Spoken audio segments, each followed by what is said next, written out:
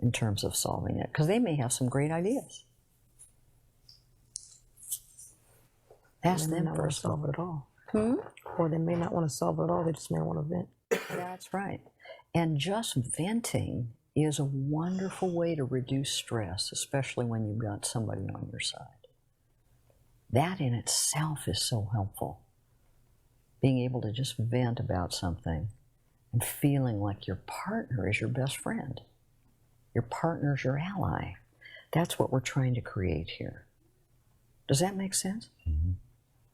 So let me go over it again. 1, ask questions. 2, empathize with your partner's feelings. Don't side with the enemy. Side with your partner. Is empathizing more or less trying to help feel what they're feeling? Mm-hmm. Okay. That's exactly right. That's exactly right. And then just postpone problem solving until you really fully get it. And ask your partner for their ideas first. Okay? So that's kind of a lot to remember all at one time, but I'll help you. And let's try and practice it. And I'll help the two of you have a dialogue. We'll kind of take turns with this, with one of you being the speaker, the other a listener. And think, each of you, about something that's really stressful for you outside the relationship. That's where this conversation comes in handy. Something you want to vent about.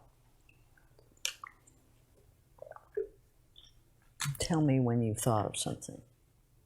Paul, have you got something? Outside of the relationship? Mm-hmm. So like at work or something? Yep. At work, in the community.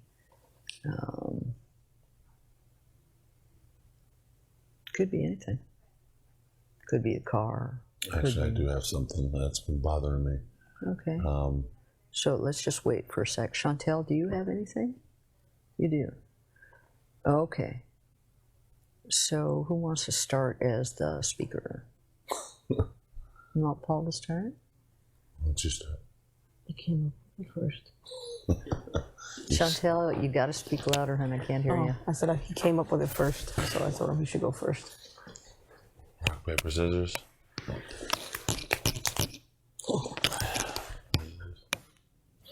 Best out of 3? No. Okay, so Chantel, you're first? No, you lost. He's first. All right. All right. Okay, so what are you going to practice here? Let's go back over it again. Ask questions. Empathize. Not sympathize. I said empathize. That's what you said. I always get those two confused. Don't side with the enemy. And don't side with the enemy. Right. And postpone problem solving. Right. Postpone problem solving. Okay. All right. Let's try it. All right. Well, as you know, there has been kind of a bunch of kind of community leaders that have gotten together about this gang issue. And it's been extremely frustrating for me, mainly because the pastors have a way that they've dealt with it, and they've always dealt with it. And so I feel like we're coming to the table and they have the same solutions that they had back in the 1950s or whatever, 60s or whatever. And so, but I think what's been bothering me more is that,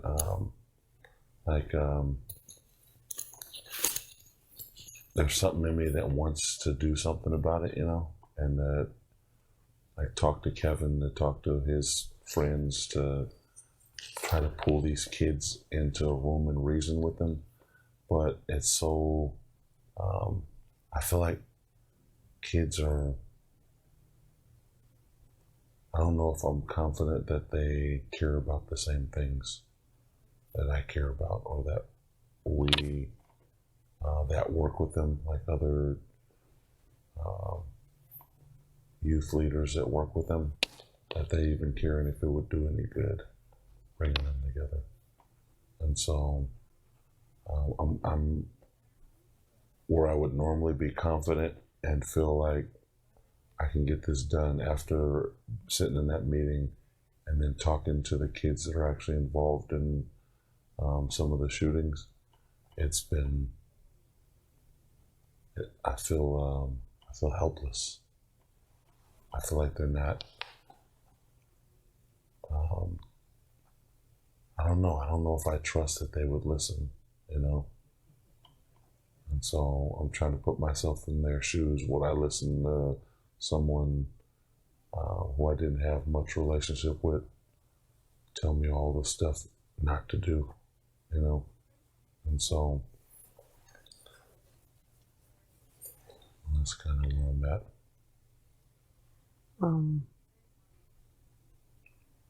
What do you think is the most frustrating? That you feel helpless, or that you aren't willing to trust the other pastors? What's more frustrating? Feeling helpless with the young people or trusting the pastors? I know I'm saying for you right now, for the situation.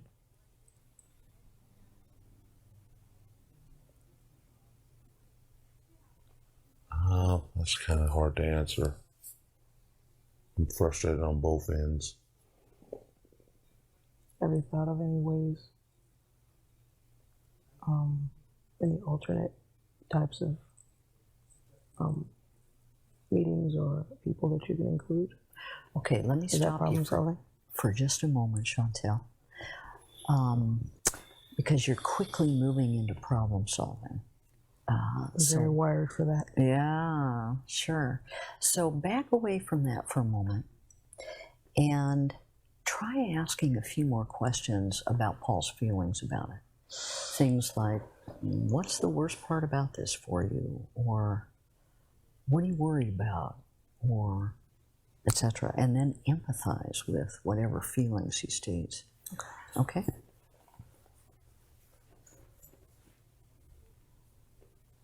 What are you worried about? What? The situation. I'm